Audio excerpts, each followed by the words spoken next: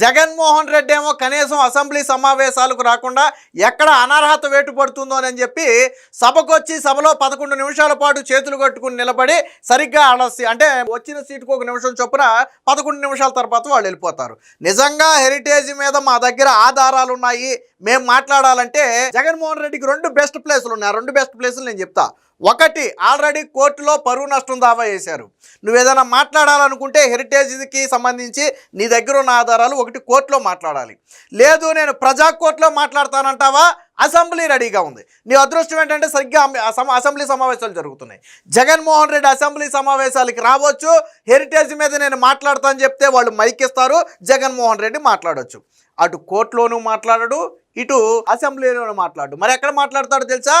కేవలం సాక్షి మీడియా మాత్రమే పెట్టుకుని ఒక క్లోజ్డ్ రూమ్లో సగా ఎదురుగుండా ఒక టీవీ పెట్టుకుని దాని మీద పాయింట్స్ స్క్రోల్ అవుతుంటే ఇటీవల ఏంటంటే పేపర్ చూసేవాడు, పేపర్ చూస్తే ట్రోల్ చేస్తున్నారని చెప్పి ఇప్పుడు ఏదో టీవీ పెట్టుకుని మాట్లాడుతున్నాడని చెప్తున్నారు. ఏది ఏమైనా రికార్డెడ్ ప్రెస్ మీట్ మాత్రం ఒకటి బయటకు వదులుతారు. నువ్వు అటు ప్రజా కోర్టులో నువ్వు మాట్లాడక, లేదా ఇటు లీగల్గా న్యాయస్థానాల్లో నువ్వు మాట్లాడక నీ సాక్షిలో మాట్లాడటం ఏందయ్యా జగన్మోహన్ రెడ్డి? నాకు అర్థం కాలేదు. నువ్వు ఒక రాజకీయ నాయకుడివి అయితే కోర్టు ఛాలెంజ్ స్వీకరించు. కోర్టులో వేసిన పిటిషన్కి నేను రెడీ, నేను హెరిటేజ్కి ఇందాపూర్కు ఉన్న సంబంధం ఏంటో నేను నిరూపిస్తా అని చెప్పి వెళ్ళు. లేదా నేను ప్రజలకు వాస్తవాలు ఏంటో నేను అసెంబ్లీలోనే చూపిస్తానని చెప్పి అసెంబ్లీకి రా. అసెంబ్లీకి రావు, న్యాయస్థానానికి రావు. నిన్న అచ్చెన్నాయుడు సవాల్ విసిరాడు. హెరిటేజ్ మీద ఎన్ని రోజులైనా చర్చించేందుకు సిద్ధం. అది గంట, రోజా, లేదా 10 రోజుల, ఎన్ని రోజులైనా కానివ్వండి. మీరు హెరిటేజ్ మీద చేసిన ఆరోపణలకు ఆధారాలు తీసుకురండి, మా దగ్గర ఉన్న ఆధారాలు తీసుకొస్తాం, ఇద్దరం కలిసి శాసన మండలిలో కూర్చొని చర్చిద్దామని చెప్పి వైసీపీ నాయకులకు సవాల్ చేస్తే 15 నిమిషాలు సభలో ఉండి పారిపోయారు. 15 నిమిషాలు సభలో ఉండి పారిపోయారు. మీరే కదా అన్నది మేము హెరిటేజ్ మీద చర్చిద్దామంటే వీళ్ళు పట్టుపట్టలేదని. వాస్తవానికి దాన్ని తిరస్కరించింది మండలి చైర్మన్ మోషేరాజు. ఆ మండలి చైర్మన్ ఎవరి మనిషి అంటే మీకు అందరికీ తెలుసు, అసలు వైసీపీ మనిషి. సరే, ఆయనకి రాజకీయాలు అంటకట్టకూడదు కాబట్టి దాని గురించి మనం మాట్లాడొద్దు. ఆయన వైసీపీ మనిషి, తిరస్కరించింది ఆయన. అయినా అచ్చెన్నాయుడు సవాల్ విసిరాడు. హెరిటేజ్ మీద చర్చించేందుకు మేము సిద్ధం, దాంట్లో ఎటువంటి డౌటు లేదు, ఆధారాలతో రండి. సాక్షిలో మాట్లాడినట్టుగా హెరిటేజ్కి ఇందాపూర్కి సంబంధం ఉంది, హెరిటేజ్ని ఈ తిరుపతిలో పెట్టారు, ఈ మాటలొద్దు. మీరు ఇదిగో ఈ ఎవిడెన్స్తో మేము మాట్లాడుతున్నాం, ఈ ఎవిడెన్స్ తీసుకుని మేము మాట్లాడుతున్నాం, ఇదిగో దీనికి సంబంధం ఉంది, ఇదిగో హెరిటేజ్ని ఇక్కడికి వెళ్ళింది అనడానికి ఇదిగో మా దగ్గర ఆధారం అని ఏదైనా ఆధారాలు ఉంటే తీసుకురండి, చర్చించేందుకు మేము సిద్ధమని చెప్పి ఓపెన్ సవాలు అచ్చెన్నాయుడు విసిరాడు. మరి స్వీకరించాలి కదా బొత్స సత్యనారాయణ. నువ్వు మాట్లాడావు కదా హెరిటేజ్ ముందుండి ఆ హెరిటేజ్ తెరవెనుకుండి ఇందాపూర్ ద్వారా నేతిని సప్లై చేసింది, వాళ్ళ వెబ్సైట్లోనేమో పేర్లు మార్చేశారు, అసలు ఇది బెనామీ కంపెనీ, 22 కంపెనీలతో వీళ్ళంతా కలిపి ఒక సిండికేట్కి ఏర్పడ్డారని మాట్లాడావు కదా. మరి ఆ మాటలకు ఆధారాలు పట్టుకుని శాసన మండలికి వస్తే వాళ్ళు సిద్ధంగా ఉంది, కూటమి సిద్ధంగా ఉంది మాట్లాడటానికి. హెరిటేజ్ మీద మాట్లాడటానికి వాళ్ళకి ఏం ఇబ్బంది లేదు. కానీ సాక్షిలో మాట్లాడినట్టుగా నేను విమర్శ మాత్రమే చేస్తా, ఆధారం అడిగితే నేను చూపించను. మొన్న చూడండి నారా లోకేష్ ఒక వ్యాఖ్య చేశాడు. ఏమని? మొన్న అంబటి రాంబాబు మాట్లాడిన వ్యాఖ్య కరెక్టా రాంగా బొత్స సత్యనారాయణ చెబితే చాలంటే మేము వాకౌట్ చేస్తున్నామని వెళ్ళిపోయింది ఈయన. అలా లోకేష్ అడిగింది ఏంటి? అంబటి రాంబాబు మాట్లాడింది తప్పా రైటా? మీ వాళ్ళు మాట్లాడింది కరెక్టే అంటే అదే అసెంబ్లీలో అదే శాసన మండలిలో కరెక్ట్ అని చెప్పొచ్చు కదా. నేను వాకౌట్ చేస్తున్నానని ఎందుకు వెళ్ళిపోవటం? అసలు వీళ్ళు ఎందుకు వాకౌట్ చేశారో వీళ్ళకి కూడా తెలియదు. నేను లోకేష్ కూడా అదే సెటైర్ వేసింది. మీరు వాకౌట్ చేస్తానని వెనక్కి వెళ్తున్నారు కానీ ముందుంది డోర్ వెనకాల కాదు ముందుందని చెప్పాడు ఆయన. ఎందుకంటే ఒక ప్రశ్న మీద గుచ్చి వాళ్ళని అడిగితే వాళ్ళకి ఒకటి ఉంది ఏంటంటే మేము వాకౌట్. ఎందుకు వాకౌట్ అంటే సమాధానం ఉండదు. నిన్న కూడా అచ్చెన్నాయుడు సవాల్ చేస్తే వాకౌట్ వెళ్ళిపోయారు బయటికి. హెరిటేజ్ మీద సవాల్ స్వీకరించండి, తప్పే ఉంది. సాక్షిలో మాట్లాడారు కదా, అవి ఆధారాలు తీసుకొచ్చి అసెంబ్లీలో మాట్లాడండి. మీ అదృష్టం ఏంటంటే అసెంబ్లీ సమావేశాలు టయానికి జరుగుతున్నాయి. రండి, ఇదిగో మా దగ్గర ఆధారం, ఇప్పుడు మీరు సమాధానం చెప్పండి అని నిలదీయండి గవర్నమెంట్ని. హెరిటేజ్ మీద ఆధారాలు తీసుకురండి, ఆధారాలు తీసుకురారు. ఏదన్నా అంటే బొత్స సత్యనారాయణ మొన్న చీజ్ ప్యాకెట్ చూపించి నెయ్యి ప్యాకెట్ అంట. అంటే జనం మరీ అంత పెచ్చోళ్ళ బొత్స సత్యనారాయణ అంటే? నువ్వు పెచ్చోడువని నేనైతే అంటలేదు, కానీ జనం అయితే పెచ్చోళ్ళు కాదు.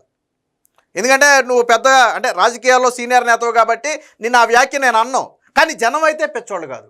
ఏది నువ్వే వెనకమాలుండి నెయ్యి ప్యాకెట్ ఇవ్వంటే ఎవరు? కుప్పం భరత ఎవరు వెనకమాల ప్యాకెట్ ఇచ్చాడు. ఏది నెయ్యి ప్యాకెట్ ఇవ్వంటే ఆయన ఇచ్చిందేమో చీజ్ ప్యాకెట్.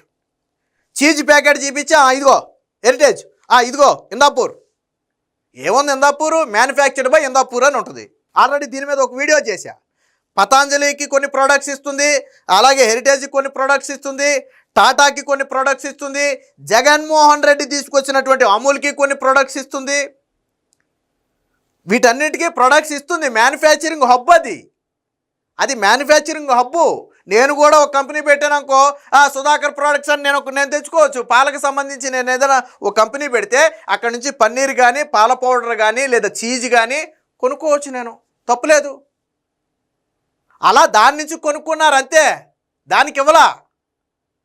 హెరిటేజు ఇందాపూర్కి ఏమీ ఇవ్వదు, కానీ ఇందాపూర్ నుంచి ఒక 3-4 ప్రొడక్ట్స్ తీసుకుంటుంది. అంటే ఇందాపూర్ నుంచి తీసుకున్న ప్రొడక్ట్స్ హెరిటేజ్ అమ్ముతుంది తప్ప హెరిటేజ్ అమ్మే ప్రొడక్ట్స్ ఏవి ఇందాపూర్కి వెళ్ళదు. చిన్న లాజిక్ ఇది, మీరు దీని గురించి పెద్దగా బుర్రలు దించుకోవక్కర్లా. హెరిటేజ్ ఒక్క ప్రోడక్ట్ కూడా ఇందాపూర్కి ఇవ్వదు. అదే అన్ని కంపెనీలకు ఇస్తుంటే మళ్ళీ హెరిటేజ్ దానికి ఇచ్చేదేంది? హెరిటేజ్ దాని నుంచి కొనుక్కుంటుంది, కొనుక్కునే దానికి డబ్బులు చెల్లిస్తుంది. అందుకనే మ్యానుఫ్యాక్చర్డ్ బై అని చెప్పి ఇందాపూర్ ఉంటుంది, మార్కెటెడ్ బై అని చెప్పి హెరిటేజ్ ఉంటుంది. మొన్న ఆ చీజ్ ప్యాకెట్ చూపించి నెయ్యి ప్యాకెట్ అంట. నేను అచ్చెన్నాయుడు అసెంబ్లీలో అడిగింది కూడా అదే. బొత్స సత్యనారాయణకి చీజ్ ప్యాకెట్కి నెయ్యి ప్యాకెట్కి తేడా తెలియదు. నెయ్యి ప్యాకెట్ వీళ్ళు మాట్లాడేది హెరిటేజ్ నెయ్యి గురించి కదా, నువ్వు చూపించాల్సింది నెయ్యి ప్యాకెట్ని. ఇందాపూర్లో తయారైన నెయ్యి ఉందా చూపించు ఎక్కడైనా సరే. హెరిటేజ్ నేతి మీద ఎక్కడైనా సరే మ్యానుఫ్యాక్చర్డ్ బై ఇందాపూర్ అని ఉందా? లేదు. దేని మీద ఉంటుందంటే చీజ్ మీద ఉంటుంది, పన్నీర్ మీద ఉంటుంది, అలాగే ఒక మిల్క్ పౌడర్ మీద ఉంటుంది, ఇంకో ప్రోడక్ట్ ఏదో ఉంది, మొత్తం 4 అనుకుంటున్నా తెలిసి. ఇందులో నెయ్యి లేదు. హెరిటేజ్ సంస్థ దాదాపుగా 9-10 రాష్ట్రాల్లో వ్యాపారం చేస్తుంది. ఏ రాష్ట్రంతో కూడా ప్రభుత్వానికి కానీ ప్రభుత్వాలకు సంబంధించినటువంటి వ్యవహారాలతో కానీ టైఅప్ పెట్టుకోలా. హెరిటేజ్ అదొక సూత్రం పెట్టుకుంది. ఎక్కడా కూడా గవర్నమెంట్కి సంబంధించిన వాటిలో ఇన్వాల్వ్ అవ్వద్దు అని ఒక సూత్రం పెట్టుకుంది హెరిటేజ్. లేకపోతే చంద్రబాబు గారు 4 సార్లు సీఎం. ఆయన నిజంగా తిరుమలకు హెరిటేజ్ నెయ్యి సరఫరా చేయాలంటే లీగల్గా చేయొచ్చు. ఆయన టెండర్లు హెరిటేజ్ నిజంగా నేతి సప్లై చేయగలిగితే టెండర్లో పాల్గొనవచ్చు, దక్కించుకోవచ్చు, తప్పులేదు. కానీ వాళ్ళు ఒక నియమం పెట్టుకున్నారు. ఏమని? ప్రభుత్వానికి సంబంధించినటువంటి వ్యవహారాల్లో కానీ ప్రాజెక్టుల్లో కానీ హెరిటేజ్ ఇన్వాల్వ్ అవ్వకూడదు. ఇది ఆంధ్రప్రదేశ్కే కాదు, తెలంగాణకే కాదు, వాళ్ళు వ్యాపారం చేస్తున్న దాదాపు 10 రాష్ట్రాల్లో పెట్టుకున్నటువంటి నిబంధన అది. కాబట్టి వాళ్ళు ఏ రోజు చంద్రబాబు గారు 4 సార్లు సీఎం అయినా ఒక్కసారి కూడా ఎప్పుడు టీటీడీతో వాళ్ళు టైఅప్ పెట్టుకోలే. అది వాళ్ళ నిబంధన అది. మరి భారతీయ సిమెంట్ని మొన్న హౌసింగ్ అప్పుడు భారతీయ సిమెంట్ వాడావా లేదా? జగన్మోహన్ రెడ్డి జగనన్న కాలనీల పేరుతో 3.5 లక్షల టన్నుల భారతీయ సిమెంట్ వాడాడా లేదా? ఆ సచివాలయ ఉద్యోగుల ద్వారా సాక్షి పేపర్ కొనిపించాడా లేదా? నేను అడుగుతున్నా, సచివాలయ ఉద్యోగుల ద్వారా సాక్షి పేపర్ కొనిపించాడా లేదా? మిగతా పత్రికల కంటే సాక్షికే అధిక అడ్వర్టైజ్మెంట్లు ఇచ్చి అధిక ధర చెల్లించి ప్రజల సొమ్ము దోచిపెట్టాడా లేదా నేను అడుగుతున్నా. అదే భారతీయ సిమెంట్కి 3 నెలల్లో సీఎం పదవి నుంచి దిగిపోతాననగా గనులు దోచిపెట్టాడా లేదా అని నేను అడుగుతున్నా. శాశ్వత ప్రతిపాదికన నీటి సరఫరాను సాక్షికి దోచిపెట్టాడా లేదా నేను అడుగుతున్నా భారతీయ సిమెంట్కి కదా. ఇక్కడ చంద్రబాబు గారి హయాంలో 1 పైసాని హెరిటేజ్కి పెట్టారా?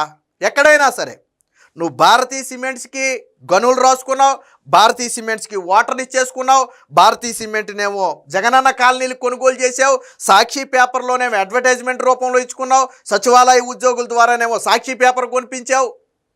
ఇన్ని రకాలుగా నువ్వు దోచుకున్నావే. ఎక్కడైనా సరే హెరిటేజ్కి ప్రభుత్వం నుంచి రూపాయి వెళ్ళిందా? ఓపెన్ సవాల్. ఎవడైనా సరే ఎక్కడైనా చర్చిద్దాం.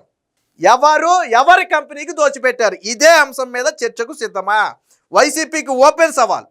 ఎవరు ముఖ్యమంత్రిగా ఉండగా ఎవరి కంపెనీకి దోచిపెట్టారు? దానితో పాటు హెరిటేజ్ ప్రారంభించినప్పుడు ఎంత ఉంది, తరువాత అది ఎలా 33 సంవత్సరాల్లో ఎలా డెవలప్ చెందింది అనేది దాని దగ్గర హిస్టరీ ఉంది. ఆ హిస్టరీ తీసుకుని వద్దాం. అలాగే నువ్వు సాక్షి పత్రిక ఎలా పెట్టావు, అందులో నువ్వు ఏం పెట్టుబడులు పెట్టావు? నువ్వు 2014-15లో నువ్వు నేతి ధర గురించి అడుగుతున్నావు కదా, ఇందాపూర్ నెయ్యి గురించి. 2015-16లో సాక్షి పేపర్ ధర ఎంత, భారతీయ సిమెంట్ ధర ఎంత, ఇప్పుడు భారతీయ సిమెంట్ ధర ఎంత, సాక్షి పేపర్ ధర ఎంత? ఓపెన్ సవాల్. పెద్దగా బుర్ర పెట్టక్కల, చిన్న లాజిక్. వీళ్ళు అడిగేదేంటి, ఇందాపూర్కి ఆ రోజు 278 300 రూపాయలు సుమారుకి ఇచ్చారు, ఇప్పుడు 600 రూపాయలకి ఎలా ఇస్తున్నారని. ఆ రోజు లీటర్ పాల ధర 17 నుంచి 20 రూపాయల లోపు ఉంది. ఈ రోజు లీటర్ పాల ధర 45 నుంచి 50 రూపాయలు ఉంది. ఆవు పాలు మనం మాట్లాడేది. గేదె పాలు అయితే 60 పైన ఉన్నాయి, 50 రూపాయలు ఉంది. మరి ఆ లెక్కన పెరిగిన రేటు ప్రకారం ఈ రేటు పెరుగుతుందా లేదా? ఆల్మోస్ట్ పాల ధర డబల్ అయినప్పుడు ఆ రోజున నెయ్యి ధర డబల్ అవుతుందా లేదా? అవుతుంది కదా, అవుతుంది కదా. మరి నువ్వెలా ఇచ్చావు? నువ్వు బోలే బాబాకు 320 రూపాయలకు 318 రూపాయలకు నువ్వెలా ఇచ్చావు? బోలే బాబాకు ఎలా ఇచ్చావు అంటే అందులో పాల చుక్క లేదు కాబట్టి, మొత్తం కెమికల్స్ కాబట్టి ఇచ్చావు. మనం ఏదైనా మాట్లాడితే చెల్లుతుందంటే చెల్లదు. ప్రజలకు అన్నీ తెలుసు. ఇప్పుడు నేను మాట్లాడిన లాజిక్ నేను మాట్లాడింది కాదు, ప్రజలు మాట్లాడుకునేది. చంద్రబాబు గారు 40 ఏళ్ల రాజకీయ జీవితంలో ఏ రోజు కూడా కంపెనీని ప్రభుత్వంలో ఇన్వాల్వ్ అవ్వాలా, ప్రభుత్వాన్ని కంపెనీలో ఇన్వాల్వ్ అవ్వనివ్వాలా. ఏ రోజు కూడా జగన్మోహన్ రెడ్డి సీఎంగా ఉన్న 5 ఏళ్ల పాటు హెరిటేజ్ని ఏమైనా చేయగలిగాడు? నేను అడుగుతున్నా. రాజశేఖర్ రెడ్డి 2 సార్లు సీఎం అయ్యాడు, ఒకసారి పూర్తి టర్మ్ ఆయన అధికారంలో ఉన్నాడు. రాజశేఖర్ రెడ్డి ఏమైనా చేయగలిగాడా? హెరిటేజ్ని చేశాడా? హెరిటేజ్ ఏమైనా నష్టపోయిందా? రాజశేఖర్ రెడ్డి కూడా ఆ రోజుల్లో హెరిటేజ్ మీద యుద్ధం చేయాలని చూశాడు. మీరు ఉండవల్లి అరుణ్ కుమార్ని అడగండి, చెప్తాడు. ఎలాగైనా సరే హెరిటేజ్ను మూయించాలి, ఎలాగైనా సరే హెరిటేజ్ని రాష్ట్రం నుంచి తరిమేయాలని ప్రయత్నం చేశాడు. కానీ అవలా. ఎందుకనంటే వాళ్ళు నియమ నిబంధనలు చాలా కఠినంగా ఉంటాయి. నిన్న భువనేశ్వర్ గారు ఒక వీడియోలో చెప్పారు, వాస్తవ నిబంధనల కంటే, ఫుడ్ సేఫ్టీ నిబంధనల కంటే వాళ్ళ నిబంధనలు ఇంకా కఠినంగా ఉంటాయి. అలా పెట్టుకుని 25 రకాల టెస్టులు పాస్ అయిన తర్వాత ఒక హెరిటేజ్ ప్రోడక్ట్ బయటకు వస్తుంది. సో హెరిటేజ్ అనేది ఒక నమ్మకం, 33 సంవత్సరాల నుంచి నిలబెట్టుకున్న నమ్మకం. చంద్రబాబు గారు రాజకీయాల్లో ఉన్న హెరిటేజ్ని ఎందుకు టచ్ చేయలేదంటే, జగన్మోహన్ రెడ్డి సీఎం కాకుండా ఎంపీగా ఉన్నప్పుడే 16 నెలలు జైల్లో చెప్పకూడదు తినొచ్చాడు. ఏ కేసులో వెళ్ళాడు? అవినీతి పెట్టుబడులు, సాక్షిలో అవినీతి పెట్టుబడులు భారతీయ సిమెంట్లో పెట్టారు కాబట్టే వెళ్ళొచ్చాడు. మరి హెరిటేజ్ ఏ రోజు వెళ్ళలేదే, భువనేశ్వర్ గారి మీద ఆ సంస్థ మీద ఏ రోజు కేసు లేదే. ఇవన్నీ వాస్తవం కదా, ఇవన్నీ ప్రజల కళ్ళ ముందు ఉన్నాయి కదా. పోనీ వాళ్ళెవరో సీఎంగా ఉన్నారు కాబట్టి పెట్టలేదు, నువ్వు సీఎం నీ బాబు సీఎం, ఏం చేశారు హెరిటేజ్ని? ఏం చేయగలిగారు హెరిటేజ్ని? పైగా ఇప్పుడు హెరిటేజ్ ధరలు పడిపోయినాయి అని చెప్పి ఒక ప్రచారం చేస్తుంది. దీని మీద నేను సపరేట్ వీడియో చేస్తా. అంటే మొత్తం ఈ ఏదైతే డైరీ వ్యవస్థ మొత్తం కూడా పడిపోయింది. ఒక 5-6 డైరీలు గతంలో ఎంత ఉన్నాయి, ఒక 6 నెలల క్రితం ఇప్పుడు ఎంత ఉన్నాయి, అంటే ఎంత % డ్యామేజ్ అయ్యాయి. దాంతో పోలిస్తే హెరిటేజ్ ఎంత డ్యామేజ్ అయ్యింది. అంటే వీళ్ళు ఈ కుక్కతోక వంకర అన్నట్టుగా ఇప్పుడు హెరిటేజ్ ఇష్యూ వచ్చింది కాబట్టి హెరిటేజ్ షేర్లు పతనమైనవి అంటున్నారు వీళ్ళు. హెరిటేజ్ కాకుండానే డైరీ రంగంలో ఉన్న మరొక 4-5 కంపెనీలు కూడా దిగిపోయాయి. ఎందుకు దిగిపోయాయంటే దానికి రీజన్స్ ఉన్నాయి. ఆ రీజన్స్ కూడా నేను చెప్తా, కాకపోతే అది సపరేట్ వీడియో మన ఇందులో అవుతుంది. నిన్న బొత్స సత్యనారాయణ ఒక సవాల్ విసిరాడు, అది కూడా ఒకసారి చూద్దాం. హెరిటేజ్పై చర్చకు సిద్ధం, ఆధారాలతో రండి, ఎన్ని రోజులైనా చర్చిద్దాం. హెరిటేజ్ ప్రతిష్టను దెబ్బతీయడానికి వైసీపీ కుట్ర, భారతీ సిమెంటు సాక్షిలా ప్రభుత్వ సొమ్ము దోచుకోలేదు, వైసీపీ సభ్యుల ఆరోపణలపై అచ్చెన్న ఫైరు. సో ఇక్కడ హెరిటేజ్ మీద అడిగినప్పుడు ఇగో 15 నిమిషాల్లో చూడండి. శాసన మండలిలో వాయిదార పర్వం కొనసాగింది. గురువారం 15 నిమిషాలు మాత్రమే సమావేశమైంది. ఆ తర్వాత సభ అయితే వాయిదా పడినట్టుగా మనకు తెలుస్తుంది. సో ఇది మొన్న ఆల్రెడీ హెరిటేజ్ ఒక లీగల్ నోటీస్ పంపింది. దాని మీద బొత్స సత్యనారాయణ మాత్రం నేనైతే క్షమాపణ చెప్పను అని చెప్పాడు. సో క్షమాపణ చెప్పకపోతే మీరు లీగల్గా ముందుకెళ్ళొచ్చు, తప్పులేదు. ఇప్పుడు నేనేమి ఆధారాలు ఉంటే మేమేం బయట పెట్టొద్దని అంట్లా. హెరిటేజ్కి సంబంధించి మీ దగ్గర ఆధారాలు ఉంటే బయట పెట్టండి, అంతేగాని నెయ్యి ప్యాకెట్ అని చెప్పి చీజ్ ప్యాకెట్ చూపించడం కాదు. నెయ్యి ప్యాకెట్